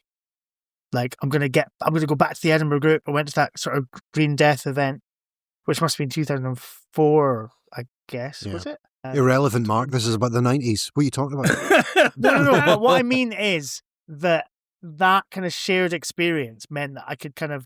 So, like, meeting Derek for the first time, like, he's, like, sort of 10, 15 years older than me. And that, like, we have those kind of shared experiences because I grew up... If I grew up in the 2000s, I don't think I would have been able to build those connections with somebody who'd grown up in the 90s, if you see what I mean. There's just something about that kind of period where all of this stuff was on the telly and part of the kind of popular culture that, kind of helps you kind of bridge those gaps for like a generation before you. Yeah. I think as well, and again, try not to come across as too grumpy, but the volume of any TV show, like we get 10 episodes of Strange New Worlds, for example, and then it's off for 2 years. Yeah. And you look back at Next Generation and it's on for half of the year, every year, all the time. So you're constant, and because there's so much of it, you get to know every character in great detail, and they're just such a part of your life, in a constant state of being a part of your life. And that just, again, you can't make telly like that anymore. You can't, because it has to hit a certain standard. But the fact that it could be on all of the time, and it was just a constantly happening to you, and it would only be a handful of shows as well. You weren't watching 20 prestige dramas a year or whatever. It was like, you know, you just had a couple of shows that you watched and they were on all the fucking time. And you'd have a week between episodes to think about what happened, wonder what's happened next, and then you'd miss something because something happened, and then it was like, oh, maybe I can find out what happened in a magazine, but then do I want to buy the magazine? Or, oh, there's an episode guidebook or something like that. And I said this before, but it's that detective work, it's the patchwork, the part work. Every TV show of that era or every franchise is a part work that you're trying to piece together, and you never think you're going to build the model at the end of it. Yeah. And I guess that's what Doctor Who kind of still has a little bit of that, in the sense that there's so much of it that you just feel like you could never truly make your way completely through it. Yeah, I think there's that. But I also think as well is that we live in a world where anything that can be observed about it, anything that can be observed about an episode of anything that goes out happens immediately. Yeah. Because everybody is determined and desperate to have, even if it's not consciously, their own take and their own observations that nobody else has said, and it's like a rush to get it, which means you just get every possible viewpoint hammered into you, and then to the point where you're just like, I don't want to listen to anyone talk about. I realize we're at the end of a 2-hour podcast here. You're just like, the end. You're like, the end. We haven't even got started. It's just part 2. But it's like that. Also that endless discussion, and then being able to look up an article and be like, "Here's all the Easter eggs. Here's everything referenced." And it's just like, how am I discovering, and how am I going? Oh, I noticed that, and like every time you notice something, and every time you pick up something, that's a personal, as you say, it's the detective work, it's the investment, it's all of that stuff, and it's so much harder now. What's happened, and you and I had this conversation, Richie, when we were thinking about the film that we are still making. But when we first talked about it, I was like, it would be really interesting to chart how in the 90s fandom was kind of piecing things together. It was discovery. It was kind of being open to like lots of other things. Whereas I think now, because that kind of media landscape of all these kind of like websites, some of whom I've worked for, they foster that kind of they're playing to an audience of fans, and you're kind of further entrenching fans in a kind of identity. And so you're kind of like in this kind of hermetically sealed box. So that you're either, I think, Ben, you and I have talked about this, you're either, like I'm mad into this, or you're this kind of like Big Bang Theory style, magpie picking up like loads of little fragments of culture. So like, oh yeah, you've watched 5 minutes of Star Trek, so therefore you're entitled to say Starfleet Academy, is Star Trek gone woke. You've picked up there. It's kind of, because everybody has to have an opinion, everybody has to have a say. Sorry, I saw a TikTok that really annoyed me today. It was a TikTok. Welcome to Old Man Opinions. I think it'll annoy. Sorry, it will annoy you when. It will 100%. There was two. It doesn't matter that it was two women, but it was two women, and one was asking. They were talking about who are the 5 richest directors, and they were going through it, and then they got to number 3, and they went, "I'll give you a clue," and she went, da, da, da, da, da, da, da, da, and the other person said, J.J. Abrams, rather than George Lucas, but they said J.J. Abrams, and I nearly threw my phone as far away from me as possible. I just, That is upsetting. Can I just ask one more thing as well, just of the Edinburgh guys? What was your experience? We've talked about Doctor Who, we've talked about Star Trek. I feel like these are the kind of defining things for us as friends. How did you experience the release of the Star Wars special editions? Where did that happen? Do not get me started. Do not get me started on that. Specifically because, Richie, you said we expect that everything lives on the internet, and it doesn't. And there are key memories where you just can't find it. It doesn't matter the Googling that you do for it. I saw A New Hope at Kinnaird Park in a cinema that no longer exists. But there was like a whole weekend where they had like an X-Wing fighter in the car park, and you could come and see it, and they had stormtroopers and a Chewbacca guy. And I have yet to meet another human being who had that same experience, though that place was heaving with humanity. And I'm like, one of the two, you must have this memory. Sorry. No. I think I did go and see them at Kinnaird Park, but it must have been after the big weekends. Because I remember my dad taking me to see them. But yeah. And I remember going to see the Phantom Menace at the Dominion. And there was like just kids just the Dominion. Oh, wow. Fancy. Oh, the Dowager Countess of Downton Abbey went to see Star Wars. Blame my mate whose birthday it was. It wasn't me. Oh, yeah. Whose birthday it was. I mean, fucking hell. I have a weird thing with Star Wars where it was like, I played like video games or saw cartoon spin-offs, all that sort of stuff before I saw the films. Right. There was a weird thing to watch Star Wars after playing the video game, like had it on the Nintendo, and there was the super. It was funny because the Super Empire Strikes Back has little voice clips in it. So every time I hear them in the film, I still think of the SNES, like really compressed Darth Vader going impressive and things like that. But I was playing the games, and it was my stepdad that went, "Oh yeah, Star Wars," and he was like, "You've seen Star Wars, right?" And I was like, "No." And he was like, right, okay. And then the next 3 weeks, every Friday for the next 3 weeks, we would get, it was the first, we got them all. And he could not shut up about what it was like to see that fucking opening shot in the cinema. Like, oh, he's like, I went to see it with my dad, and it was just, like the audience was just, giving it all that, and just, big talk about what it was like to see Star Wars originally in the cinema. And anyway, special editions come out. But the Star Wars is in the cinema. Can we go and see them? You got them on video. Oh. So I never saw them. Wow. I was fuming. I'm the opposite. But I'll tell you my Star Wars special edition memory would be. Is it the Tazos and the Pogs? Oh, it's not here. It's not here. It's the Tazos. I've got the Book of Tazos. You got the Book of Tazos? Fucking hell. The book of Tazos. The Book of Tazos. The sacred Book of Tazos. Yeah. That was one of the sequel films, wasn't it? The Book of Tazos. The Book of Tazos.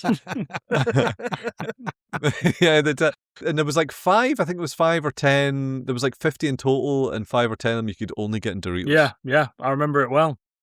Yeah. Good times. It was everywhere, Star Wars, at that moment. And I won't take this on a big Star Wars thing, but a weird thing happened to me that is not a popular opinion. I have a non-popular opinion about Star Wars. When I was a kid, I had Empire Strikes Back and Return of the Jedi on VHS recorded from television. I think during that time, I only saw A New Hope once at a friend's house. And so going to see it in the cinema was in the revamped form. Was the first time seeing it. I remember thinking, well, this isn't as good as the other two. And to this day, I've just got no nostalgic attachment to that first film, even though the other two, like, I can quote almost verbatim. So it's just this weird thing of, like, for most people, it's the trilogy. And for me, it's just the 2 films. I've never been able to get that magic of the first film. And that is bad parenting as far as I'm concerned. Too busy watching Midnight Express. Well, look, like, I feel like we've had a good journey through the 90s. And, like, to be honest, we could have just done 2 hours on magazines and 2 hours on repeat seasons and things like that. There's many things we've touched on lightly and not touched on at all. But do we feel like we've got a good sense of what the 90s was like? But also, like, do you think fandom is a more enjoyable experience now, or was it more enjoyable back then? It's a very different thing. It's more enjoyable now because getting pissed is amazing. And as somebody who works in comedy or worked in comedy and knows loads of comedians getting together is nowhere near as funny as a bunch of sci-fi fans just shooting the shit at a convention hotel the night before a convention where they're drinking like fish and feel like there's no responsibility for them to enjoy the next day. Like, it's great. Like, it's and again, it plays into the idea that the thing I enjoy about fandom is the sociability of it. The 90s was very, very solitary for me. It was very different, but I know it is something that I love because it's something that I clawed around me myself. Yeah. So that I'm very happy and confident that this is something that I enjoy, that I love spending time with. And it's a great foundation for the friends you make in the 2000s and onwards. There is a part of me that wishes I could go back to knowing exactly nothing so I could do it all again. Certainly. Yeah. But, even I live in Ireland now. You guys all live in the UK. And so it's easier for you guys to get together. And I'll go to these conventions in Ireland on my own. And it just doesn't have the same tang to it when there's pals doing it. You know, like I watch it like it's a David Attenborough documentary. It's a very kind of, it's transactional and dispassionate. But something like a Hooverville or an Android Invasion Day or an Edinburgh local group will always be the kind of the touchstones. Why do I love it? Because loads of other people that I like love it as well. It's just brilliant. Yeah. It ceased to become an investigative thing that it was almost as in the 90s of piecing it all together and needing to know all these things and have all this stuff. And it just becomes as you say, a foundation. Much like you, I went to a convention. I went to a wrestling convention the other day, and that was all of a sudden I was in a world where I didn't know anybody, and it was really weird. It was fine. I had a nice time, but it's transactional. So it's this sort of like over obsession as a child to something now, though, has led to like an entire social group and social life and podcasts and all these other things, which I'm very grateful. And I don't think I wouldn't want to go back to just that. Oh, it's just a show that I watch. Although I appreciate that's a normal relationship to have with a television program, to watch it and then never think about it again. Well, the thing is, I mean, like, so just as a small closing statement, is I have already begun the infiltration of my son into things, into sci-fi things. And I've had to think very carefully, how do I do that? That sounds really sinister, and I don't mean it to be sinister. Yeah, he's not going to... So not that Star Trek kids show? Well, he's not interested in that. What he has enjoyed is Jerry Anderson. Now, he loves Thunderbirds. Loves it. But Thunderbirds is 50 minutes, so it's kind of beyond his attention span. That's where Captain Scarlet at 25 minutes is the absolute perfect length. And we watched this morning the first episode of Captain Scarlet, where Captain Brown's head explodes in flames. And I thought maybe that's too much. Maybe that's too much. But what does he think of Midnight Express? Well, we'll find out tomorrow. Just before he's now. Just before. But last time I was in Edinburgh, I brought him a lot of my 90s die-cast Thunderbirds toys that I had, and he's now throwing into his spaghetti bolognese that metal Thunderbird 2 pod with a Thunderbird 4 inside, and enjoying that he's enjoying it. And also, are those the 90s toys? Because the older ones might have lead in them. Yeah. I mean, he'll have enjoyed his life if it's a short one. Not to open another conversation or anything, but there are key things like Doctor Doom, for instance, that I remember having toys of before I ever knew what they were. And like, not like the proper articulated action figures, but just like, here's a lump of rubber that my nan's bought me because it's vaguely science fiction.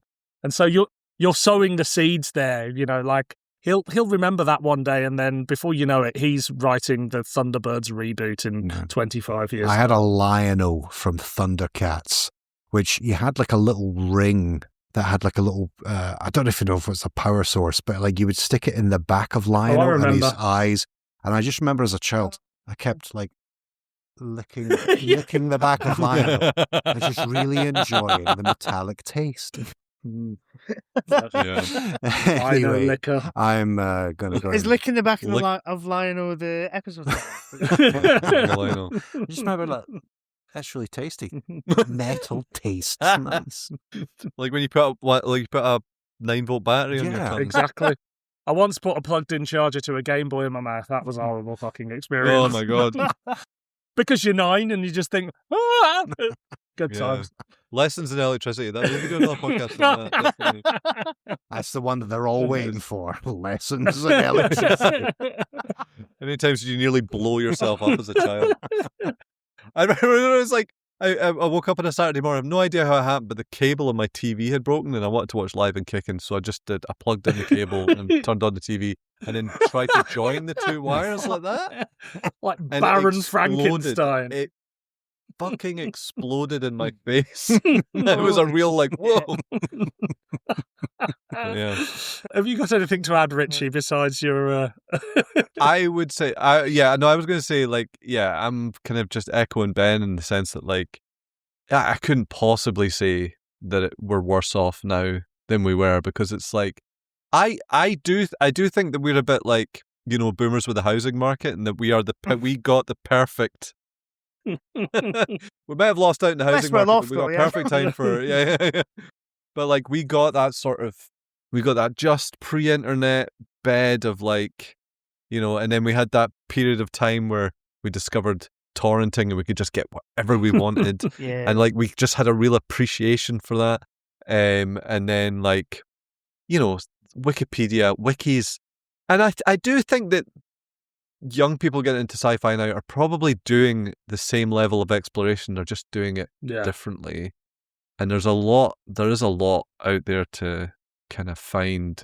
So I think, and also as Ben mentioned, now that we're all adults, and the internet helped us all find each other and that sort of stuff. Yeah, it's great. It's great just, getting to meet up with people and get pissed. And everybody can talk about the same thing, and everybody's got the same sense of humor, and we can all make very obscure jokes, and we'll all have big laughs about it. So yeah, no, I love thinking back on it. I love thinking about, the feeling of jumping on a bus at 8 a.m. so I can get to HMV to get the next episode of Deep Space Nine. That is obviously a very potent memory, and just what it felt like to come home and put that on. But at the same time, we're definitely in a better place now, for sure. Yeah, I think we are. But I think there's something interesting. Like, I think a lot of we haven't really kind of said this on this podcast, but I think a lot of the time when people talk about the 90s, they talk about how wasn't it incredible that all this old telly was on and all this kind of pop cult, like sort of sci-fi was part of the kind of pop culture zeitgeist. And now we're in that exact same point. There's maybe a bit of franchise fatigue when it comes to, and it's more superheroes than sci-fi. But I think we are still very much in that period in which the geek has inherited the earth and all that kind of thing. But I found something, I just wanted to kind of close up with some COD intellectualism, if you'll indulge me. Because I was reading this book and I found something like quite an interesting take on what was happening in the 90s. In terms of kind of sci-fi. And yeah, I just thought it's quite interesting. So basically, it's in a chapter from this book, A Classless Society, by Alwyn W. Turner, who also wrote a really good biography of Terry Nation.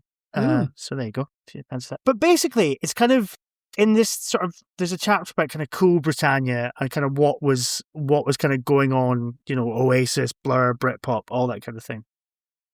And it says there was a new myth being created here. A belief that everything good started in the 1960s, when Britain had led the popular culture of the Western world. A wish that such happy times might be recaptured. And for a brief moment, the comparisons were genuine enough. The Beatles had commissioned album covers from the pop artists Peter Blake and Richard Hamilton, and now Blur had a video directed by Damien Hirst. I'll skip ahead a bit, don't worry. The must-have toy for children was Tracy Island, after the BBC began screening old episodes of Thunderbirds, and the James Bond franchise was successfully relaunched with Pierce Brosnan and GoldenEye. So yeah, ever was it thus, mate? Nostalgia.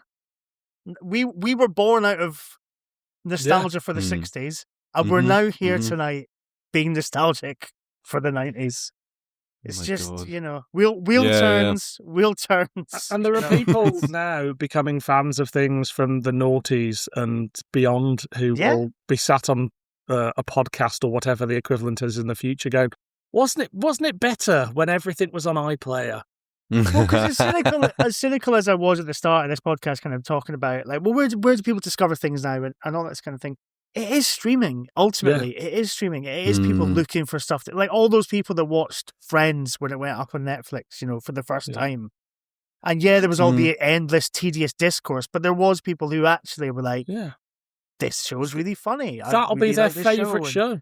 There'll be somebody who sees an episode of Star Trek Discovery or Strange New Worlds or Academy or whatever, and they'll go, oh, what, there's more Star Trek? And they'll go onto Paramount Plus and they'll watch the whole thing.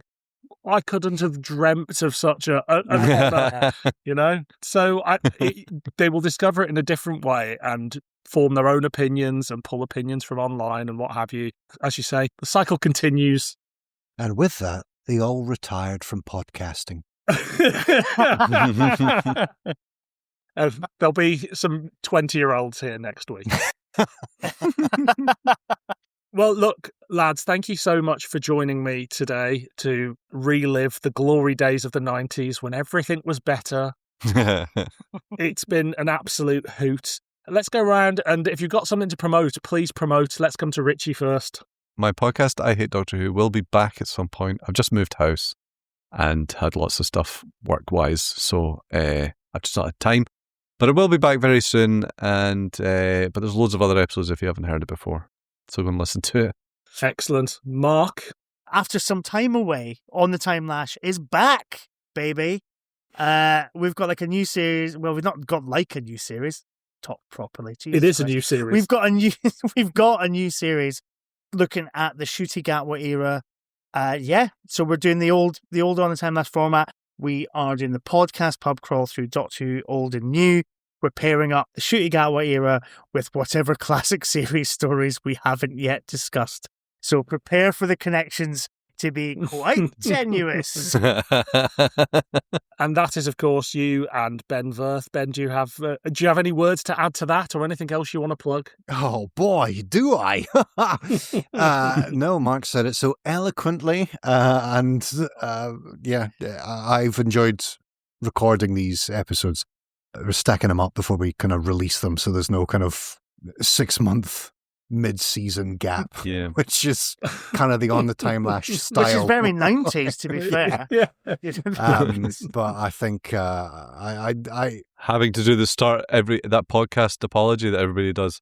Oh, it's been a while since my last episode. I'm sorry, guys. It's like, yeah, basically. But anything individually to plug? Nah, not in the slightest. Just listen On the Time Lash, and we'll see you for a pint at the next convention that we're all at together.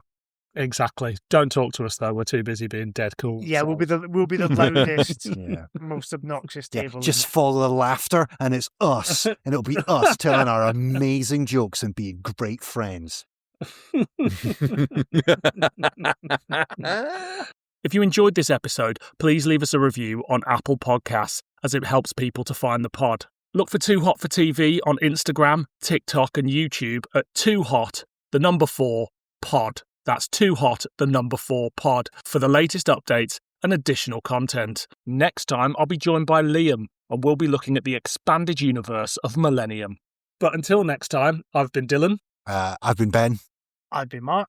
And I've been Richie. And this has been Too Hot for TV.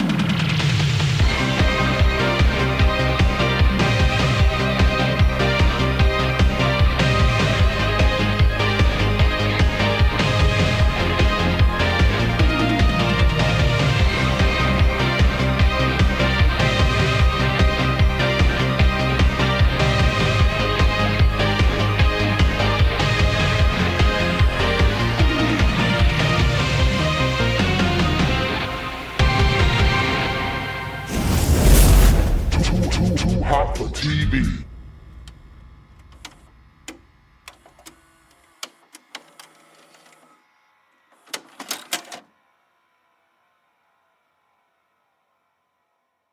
Amazing. Sorry, I lost Data's arm flap on the floor, and I just want to make sure that I'm not...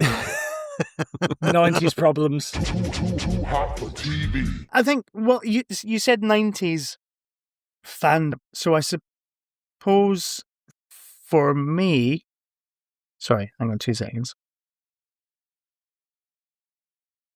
So I turned my earphone... There we go. I turned my Bluetooth earphones off. So it's like his producers telling him, no, don't go down this path. Yeah, don't know. Pull back. If you could walk back the sex worker comments, Mark. Hey, at least I said sex worker, not prostitute. I think that should be... Which we would have said in the 90s. Which we would have said in the 90s.